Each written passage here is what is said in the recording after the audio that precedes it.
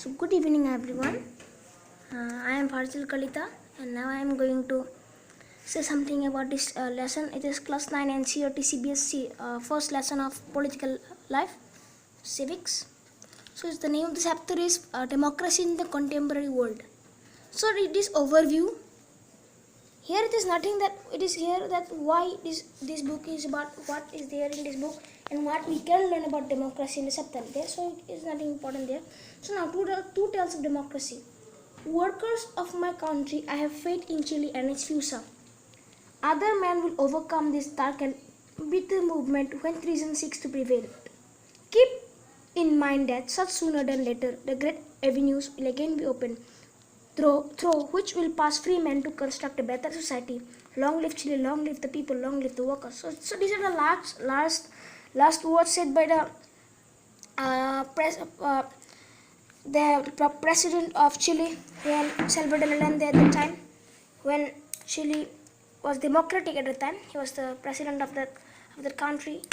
Then when the military coup went to his city and started to fire in his house, so then he said this in the radio, and so that he said that his workers in his country are very much good and they have faith, and he have faith in them that they will make the country again good as like it was then.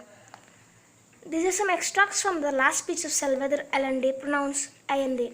He was then the president of Chile, a country in South America. The speech was given on the morning of 11 September 1973. So it is very important on which day he was giving that speech. It can be a question. It can be a question in essay 1 when the military coup came into action. There can be like 11 September 1973. The day his government was overthrown by the military, and that particular day his government was overthrown by the military. Allende was the founder leader of the Socialist Party of Chile and led the Popular Unity Coalition to victory in the presidential election in 1970. He won the presidential election in 1970, and it is also a good. It can be also a good question.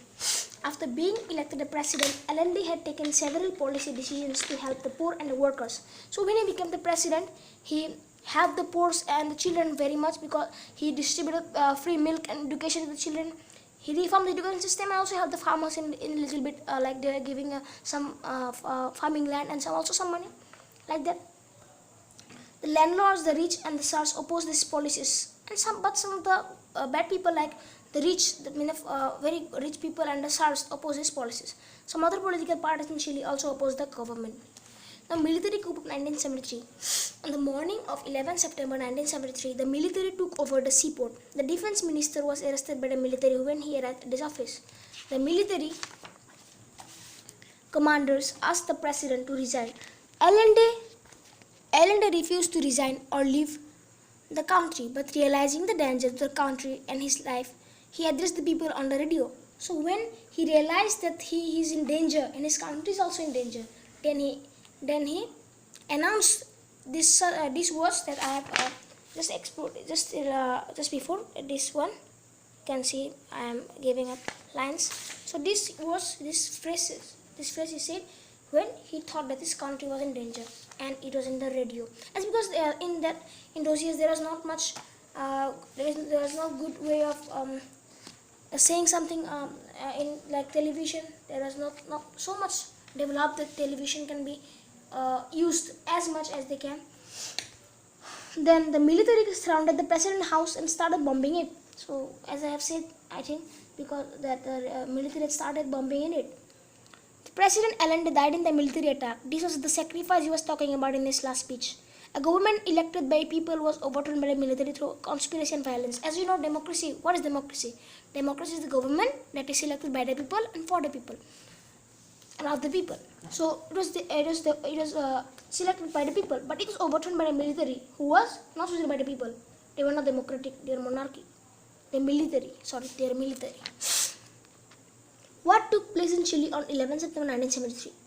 Yes, we know it was a military coup, and it was led by General Augusto Pinochet, pronounced Pinochet, an army general led the coup.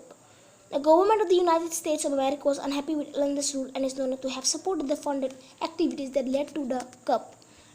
Pinochet became the president of the country and ruled it for the next 17 years. So when he became 1973, and he ruled for next 7 years, it meant to 1980, 1981. So till that he ruled the country. So, and America was unhappy with this rule. Why? You will get, we will all get next in the story, in this chapter. From a government that was elected by the people, the power shifted to the military officers. They could do as they wished, and no one could question them. So, as you know, in our country, or like India, it is democratic. We can ask the government for some changes in our country, like anything we need more. We expect more from the country. But when military is there is no expectations of asking anything.